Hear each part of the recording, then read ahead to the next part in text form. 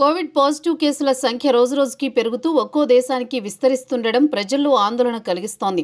ఇక మన దేశంలో సైతం చాప కింద నీరులా కోవిడ్ కేసులు పెరుగుతున్న తరుణంలో ప్రజలు భయభ్రాంతులకు గురవుతున్నారు.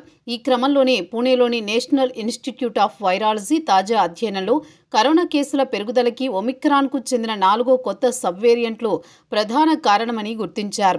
జీనోమ్ సీక్వెన్సింగ్ ద్వారా ఈ ఉపరకాలను గుర్తించినట్లు ఎన్ఐవి శాస్త్రవేత్తలు స్పష్టం చేశారు. వీటి ఆధారంగా వ్యాక్సిన్ ప్రభావాన్ని విశ్లేషించేందుకు పరిశోధనలు కొనసాగుతున్నాయని వారు తెలిపారు.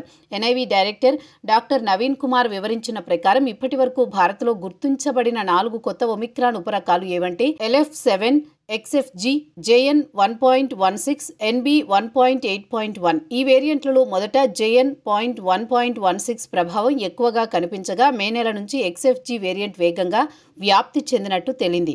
LF7, LF81.2 అనే వేరియంట్లు కలిసి XFG వేరియంట్గా పరిణమించాయని గుర్తించారు. ఈ సబ్ వేరియంట్లు జన్యుక్రమం మారుస్తుండటంతో వైరస్ వ్యాప్తి లక్షణాలు సైతం మారిపోతున్నాయని వైద్యులు వెల్లడించారు. అలానే కేంద్ర ఆరోగ్య మంత్రిత్వ శాఖ తాజా గణాంకాల ప్రకారం ప్రస్తుతం దేశవ్యాప్తంగా 6,483 యాక్టివ్ కేసులున్నాయి. జనవరి 1 నుంచి ఇప్పటి వరకు 113 మంది కరోనా కారణంగా మృతి చెందగా కేరళ, గుజరాత్, కర్ణాటక, ఢిల్లీ రాష్ట్రాల్లో కేసుల పెరుగుదల స్పష్టంగా కనిపిస్తోంది. ప్రస్తుతం నమోదవుతున్న కేసుల్లో బాధితులకు స్వల్ప లక్షణాలే కనిపిస్తున్నాయి. గొంతు నొప్పి, తేలికపాటి జ్వరం, అలసట వంటి లక్షణాలు అధికంగా ఉన్నాయని నిపుణులు చెప్పారు. కేంద్ర రాష్ట్ర ప్రభుత్వాలకు వేగవంతమైన పరీక్షలు, కాంట్రాక్ట్ ట్రేసింగ్, జీనోమ్ సీక్వెన్సింగ్ చేపట్టాలని ఆదేశించింది.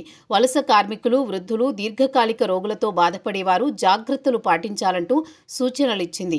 ప్రైవేట్ ల్యాబ్లు, ఆసుపత్రులకు కూడా ముందస్తు హెచ్చరికలు పంపింది. వైరస్ తీవ్రత ఎక్కువగా ఉన్నప్పటికీ వేరియంట్లు వేగంగా వ్యాపిస్తున్న నేపథ్యంలో అప్రమత్తత అవసరమని సూచిస్తున్నారు.